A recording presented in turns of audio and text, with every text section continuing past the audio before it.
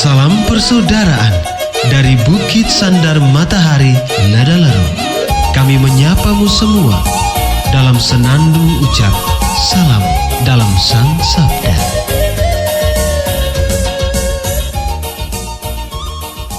Bacaan Injil dan Renungan hari ini, edisi 4 Februari 2025, hari biasa pekan keempat, disusun dan dibawakan oleh Frater Alvito Dopo Esferi.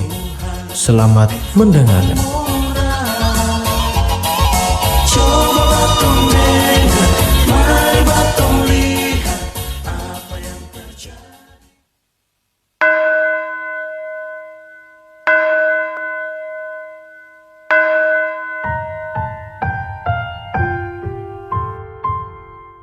Bacaan dari Injil Markus.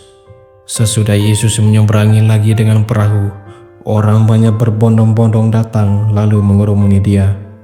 Sedang ia berada di tepi danau, datanglah seorang kepala rumah ibadat yang bernama Yairus.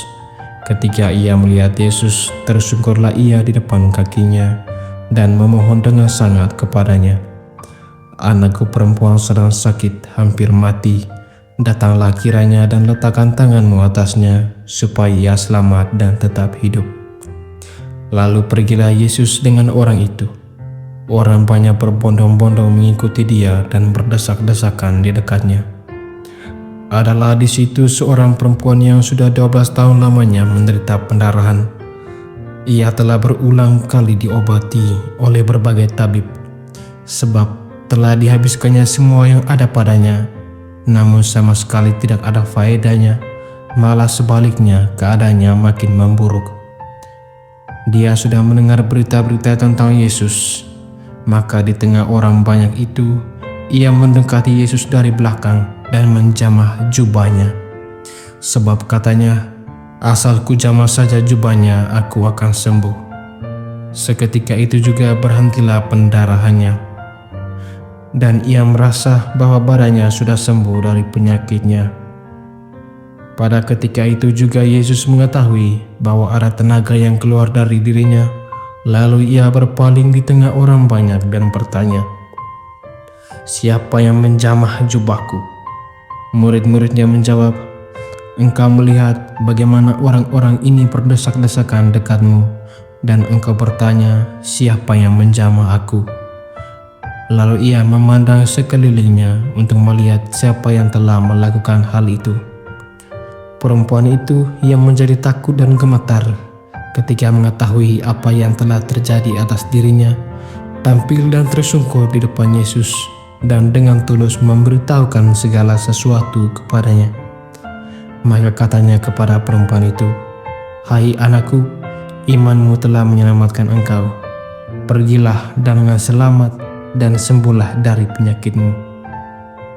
Ketika Yesus masih berbicara, datanglah orang dari keluarga kepala rumah ibadat itu dan berkata, "Anakmu sudah mati, apa perlunya lagi engkau menyusahkan guru?" Tetapi Yesus tidak menghiraukan perkataan mereka dan berkata kepada kepala rumah ibadat, "Jangan takut, percaya saja." Lalu Yesus tidak memperbolehkan seorang pun ikut serta kecuali Petrus, Yakobus, dan Yohanes saudara Yakobus. Mereka tiba di rumah kepala rumah ibadat, dan di sana dilihatnya seorang-orang ribut, menangis, dan meratap dengan suara nyaring. Sesudah ia masuk, ia berkata kepada orang-orang itu, "Mengapa kamu ribut dan menangis? Anak ini tidak mati tetapi tidur." Tetapi mereka menertawakan dia. Maka diusirnya semua orang itu, lalu dibawanya ayah dan ibu anak itu, dan mereka yang bersama-sama dengan dia masuk ke kamar anak itu. Lalu dipegangnya tangan anak itu, katanya, "Talita kum," yang berarti, "Hai anak, aku berkata kepadamu, bangunlah." Seketika itu juga anak itu bangkit berdiri dan berjalan, sebab umurnya sudah 12 tahun. Semua orang yang hadir sangat takjub. Dengan sangat ia berpesan kepada mereka supaya jangan seorang pun mengetahui hal itu. Lalu ia menyuruh mereka memberi anak itu makan. Demikianlah sabda Tuhan, terpujilah Kristus.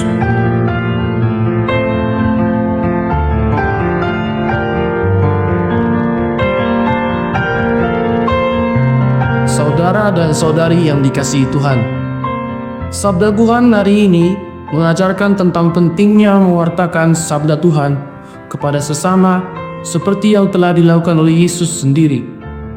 Markus dalam Injilnya mengatakan, "Marilah pergi ke tempat lain, ke kota-kota yang berdekatan, supaya di sana juga aku memberitakan Injil. Karena untuk itu aku datang." Sabda Tuhan ini sangat jelas menekankan pentingnya mewartakan sabda Tuhan kepada sesama. Selain itu, perlu dilihat secara jeli bahwa Yesus sendirilah yang pertama-tama memberikan teladan bagi kita, agar kita juga mengikuti jejak Yesus dalam mewartakan sabda Tuhan. Untuk melihat lebih jauh keteladanan Yesus dalam mewartakan sabda Tuhan, kita perlu membuka hati dan iman kita agar kita lebih gampang untuk memperbaiki apa yang masih kurang dalam pewartaan kita selama ini. Ada 3 poin yang penting dalam model pewartaan Yesus yang perlu kita terapkan ke dalam model pewartaan kita sehari-hari, yaitu yang pertama, mewartakan dengan cinta kasih. Cinta kasih Yesus yang menjadi sumber kekuatan bagi pewartaannya. Melalui cinta kasih, Yesus lebih mudah merangkul sesamanya, baik bagi orang beriman dan orang yang akan beriman. Cinta kasih Yesus kepada sesama sangat nyata ketika ia rela memberikan seluruh dirinya, jiwa dan raganya. Yesus datang sebagai manusia, lahir sebagai manusia sama seperti kita, menjalani hidup yang sama seperti kita. Bahkan Yesus pun menunjukkan puncak cinta kasih melalui kematiannya di kayu salib demi keselamatan kita manusia. Hal ini perlu disadari oleh kita. Terkadang kita sangat sulit untuk mengasihi dan mencintai sesama kita.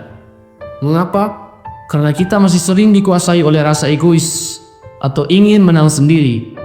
Contohnya, ketika kita sedang mendapatkan rezeki yang cukup berlimpah, sedangkan ada sesama kita yang miskin dan telantar di panti asuhan, di jalanan atau di mana saja mereka berada, kita berat untuk berbagi rezeki kita dengan mereka.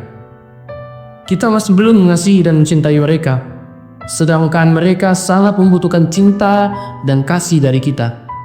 Lalu bagaimanakah yang harus kita perbuat kepada mereka? Hendaknya kita melakukan hal yang sama seperti Yesus, yaitu ada bersama mereka yang berkekurangan. Mewartakan kebaikan Tuhan lewat tindakan kita. Yesus yang ada bersama kita menjadi contoh yang baik bahwa untuk mengasihi kita, Yesus pertama-tama harus ada bersama kita, merasakan menjadi manusia seperti kita. Inilah yang disebut dengan cinta kasih. Pertanyaannya, apakah kita berani untuk ada bersama mereka yang berkekurangan? Apakah kita mau mengalahkan keegoisan kita dengan cinta kasih? Poin yang kedua, mewartakan dengan keberanian. Yesus adalah pribadi yang sangat berani dalam mewartakan sabda Tuhan kepada siapa saja. Ia tak pernah merasa takut, apalagi malu mewartakan sabda Tuhan di tengah umat. Keberanian Yesus dalam mewartakan ini hendaknya dimiliki juga oleh kita. Mengapa ini penting dimiliki? Hal ini penting untuk dimiliki karena kita masih merasa takut dan malu mewartakan sabda Tuhan. Contohnya, ketika kita sedang berada di warung makan yang ramai dengan orang, ketika kita makan, seharusnya membuat tanda salib sebagai doa pembuka, tetapi kita malu dan takut karena ada dalam keramaian.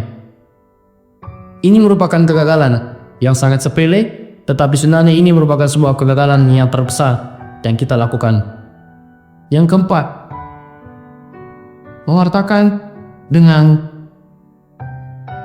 kebahagiaan. Berbicara tentang kebahagiaan, pasti kita juga akan mengenal dengan yang namanya kesedihan. Seorang pewarta tidak mungkin mewartakan kesedihan, melainkan kebahagiaan. Seperti Yesus juga mewartakan kebahagiaan, kita pun juga harus mewartakan kebahagiaan. Kebahagiaan dari Yesus hendaknya mengalir dari kita menuju kepada sesama. Saudara-saudari sekalian yang dikasihi Tuhan, renungan hari ini mengajak kita untuk menjadi pewarta yang baik seperti Yesus. Semoga renungan pada hari ini mengajak kita, mengantar kita, dan menjadikan kita untuk menjadi pewarta yang baik sama seperti Yesus. Tuhan memberkati.